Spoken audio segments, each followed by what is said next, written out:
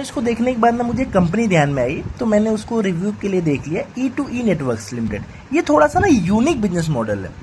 ये बेसिकली क्या करते हैं ना, सिंपल सा इनका बिजनेस मॉडल है भाई। ये अपने एआई सिस्टम को भाड़े पे देते हैं दूसरे कॉर्पोरेट्स को, वो आइए इनका सिस्टम को, इनके क्लाउड को आप यूज कीजिए और इनको रेंट दीजिए, per day basis, per hour basis, per week basis, जो भी इनका कॉन्ट्रैक्ट है उस बेसिस पे आप आइए, इनके सिस्टम को यूज कीजिए और इनको रेंट दीजिए।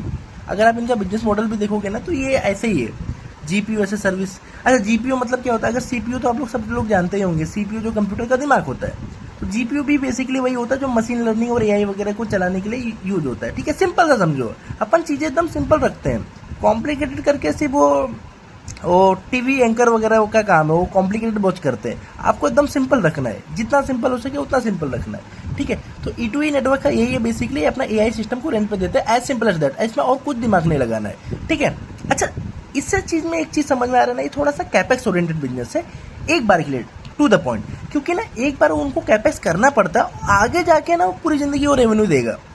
नंबर वन चीज, ऐसा इनका बिजनेस ये ऑयल और मेटल और रिफाइनरी वगैरह जैसे नहीं है कि हर बार कैपेक्स करो, उससे टू द एक्सटेंट प्रॉफिट कमाओ, फिर और प्रॉफिट कमाने के लिए दूसरा कैपेक्स करो, ऐसा नहीं है।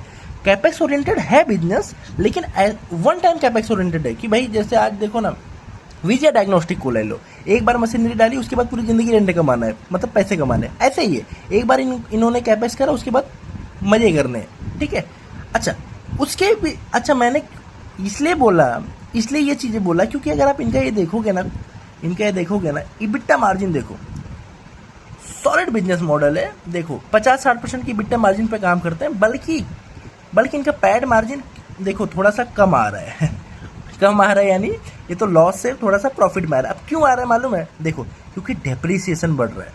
आप एक चीज समझो, डेप्रीसिएशन कंटिन्यूस बेसिस पे बढ़ रहा है। क्यों बढ़ रहा है? क्योंकि कंटिन्यूस बेसिस पे कैपेक्स कर रही है। और कैपेक्स क्यों कर रही है? अरे कोई भी कंपनी कैपेक्स क्यों करती है? क्योंकि उसको आगे ग्रोथ दिखता है, अदरवाइज कोई फालतू ही क्यों अपना पैसा गलाएगा। ठीक है, तो जब कंपनी कैपेक्स करती है ना, तो ये सब डेप्रीसिएशन वगैरह नॉन कैश एक्सपेंसेस ज़्यादा हो जाता है, इसकी वजह से इसका पैड मार्जिन आपका कम दिखेगा। अच्छा, एक चीज़ और है इस कंपनी के बारे में, ये कंपनी ना Q3 के कॉन कॉल में बोली थी कि हम कोई गाइडेंस वगैरह नहीं दे रहे, अगले कॉन कॉल में देखेंगे कैसे क्या होता है। अच्छा, ये कॉन कॉल में भी कोई गाइडेंस वगैरह नहीं दिया। ठीक है, इन्होंने क्या बोला कि भाई एनवायरनमेंट इतना चेंज हो रहा है, एआई का सिस्टम इतना चेंज हो रहा है ना कि कॉन कॉल मतलब कोई गाइडेंस वगैरह देना ना थोड़ा सा जस्टिफाइबल नहीं है। हर वीक हर डे कुछ ना कुछ चेंजेस हो रहा है, तो हम हर वीक हर क्वार्टर के बेसिस पे देखेंगे कोई। हाँ, एक चीज इन्होंने बोला कि देखो, I do not think that this is going to be case from we do not. हाँ, कोई इन्होंने प्राइसिंग प्रेशर वगैरह नहीं देखा है, और कोई मतलब इन्होंने सिर्फ टेलवेंट्स वगैरह देखा, और इन्होंने बोला कि देखो कोई चीजें नेगेटिव इंपैक्ट नहीं करे इनके ग्रोथ पे।